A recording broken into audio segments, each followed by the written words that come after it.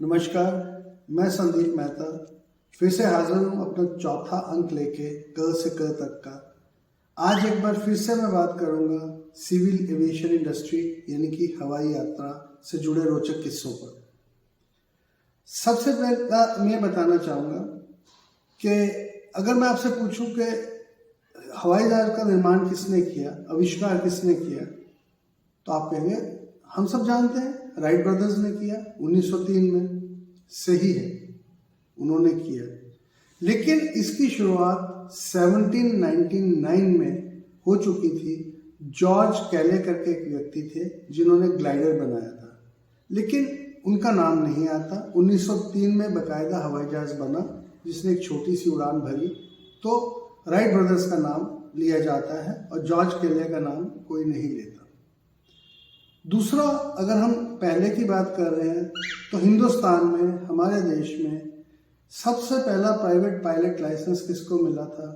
जी हाँ, आप शायद सही सोच रहे हैं, JRD टाटा, जो कि बहुत बड़े उद्योगपति थे, जिन्होंने हिंदुस्तान में पहली एयरलाइन यानी कि टाटा एयरलाइंस की शुरुआत की थी और पहली फ्लाइट भी उन्होंने खुद उड़ाई थी। बाद में सरकार ने उसको टेक ओवर कर लिया, वो एयर इंडिया बन गई और कुदरत का करिश्मा देखिए कि आज वो फिर वापस टाटा के पास चली गई। अब मैं आपके सामने कुछ रोचक तथ्य पेश करूंगा। सबसे पहला तो ये कि हमने अक्सर सुना होगा ब्लैक बॉक्स।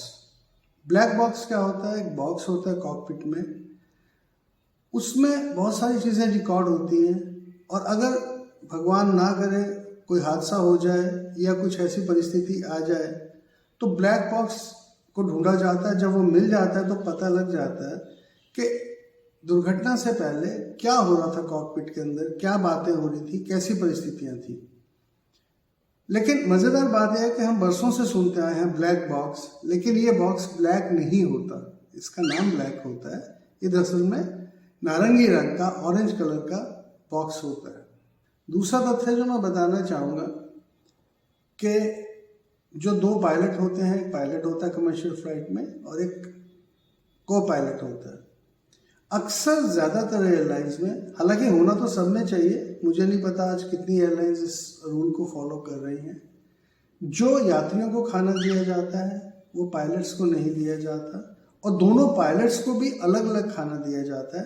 क्योंकि अगर खुदा न खास्ता अगर खाने में कुछ, मान लीजिए कुछ खराबी हो, तो एक की तबीयत खराब हो तो दूसरे की ना हो, इसलिए दोनों को अलग अलग खाना दिया जाता है।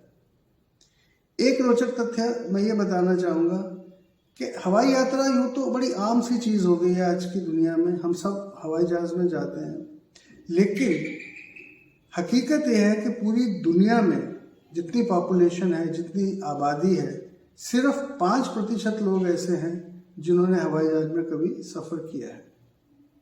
आज भी 95% यानी कि 95% लोगों ने हवाई जहाज़ में सफ़र नहीं किया है और उसमें से भी जो 5% है, उसमें से भी 80% लोग ऐसे हैं जिनको हवाई जहाज़ में बैठने का डर लगता है, उनको फोबिया है। एक रोचक तथ्य और, हर चीज़ की एक उम्र होती है। हम अंदाज़ा लगाते हैं कि इंसान की उम्र इतनी होगी, 100 साल के आसपास इंसान जीता है, 70, 80, 90।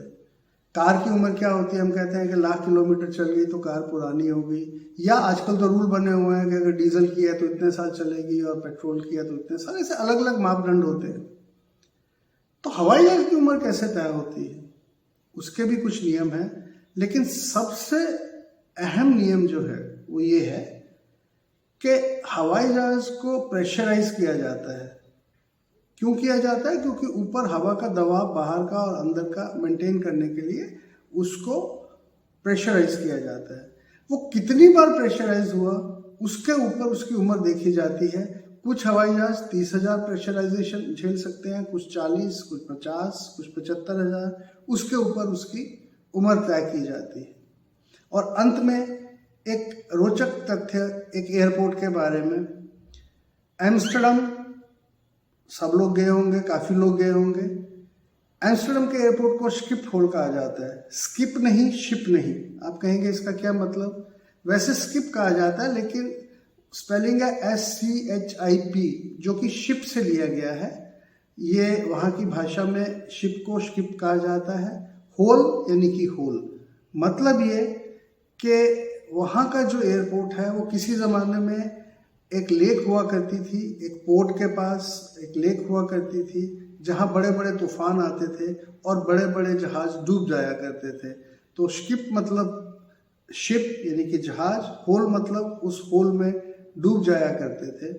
और शायद बहुत कम लोगों को मालूम होगा, हालांकि एम्स्टर्डम बहुत लोग गए होंगे, कि ये जो देश है इसको हॉलैंड भी कहा जाता है, नीदरलैंड भी कहा जाता है। इसकी ऊंचाई समुद्र तल से ऊपर नहीं बल्कि नीचे है। जैसे कि हम कहते हैं ना कि हर शहर की एक ऊंचाई होती है कि वो समुद्र तल से कितना ऊपर है। ये एक ऐसी जगह है, ऐसा देश है जो कि समुद्र तल से नीचे है। इसलिए वहाँ पे किसी ज़माने में बहुत पानी होता था। उसको कैसे निकाला गया वो एक अलग कहानी है, हम किसी और एपिसोड में कवर करेंगे। आशा है आपको मेरा आज का अंक अच्छा लगा होगा, और अगर अच्छा लगा हो तो प्लीज़ शेयर करें, लाइक करें, और अगर आपने अभी तक सब्सक्राइब नहीं किया है तो कृपया करके सब्सक्राइब करिए। धन्यवाद।